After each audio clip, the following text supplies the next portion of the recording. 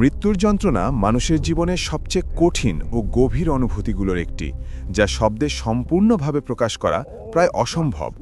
যখন মৃত্যুর সময় ঘনিয়ে আসে, তখন দেহ ও আত্মার মাঝে এক বিচ্ছেদের সূচনা হয়, যা মানুষের জন্য অত্যন্ত কষ্টদায়ক হতে পারে।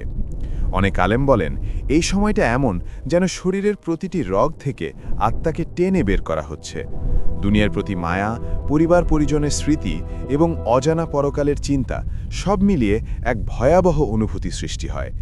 পাপী মানুষের জন্য এই যন্ত্রণা আরও কঠিন ও ভয়ঙ্কর হতে পারে, আর নেককারদের জন্য আল্লাহ তা সহজ করে দেন। মৃত্যুর মুহূর্তে মানুষের জিহ্বা ভারী হয়ে যায়, কথা বলা কঠিন হয়ে পড়ে, আর চোখে ভেসে ওঠে জীবনের সব কর্মের প্রতিচ্ছবি। এই সময়ে শয়তানও বিভ্রান্ত করার চেষ্টা করে বলে অনেক বর্ণনায় উল্লেখ আছে। তবে একজন ঈমানদারের জন্য আল্লাহর রহমত ও ফেরেশতাদের আগমন কিছুটা প্রশান্তি এনে দেয়। তাই জীবিত অবস্থায় সৎ আমল করা এবং আল্লাহর কাছে ক্ষমা চাওয়া অত্যন্ত গুরুত্বপূর্ণ, যেন মৃত্যুর কঠিন সময় সহজ হয়ে যায়। জানি না আপনারা সবাই কেমন আছেন, কিন্তু আশা করি আল্লাহর রহমতে সবাই ভালো আছেন। আমার এই ভিডিওটি যদি ভালো লাগে, তাহলে অবশ্যই আমার চ্যানেলটি সাবস্ক্রাইব করবেন ইনশাআল্লাহ।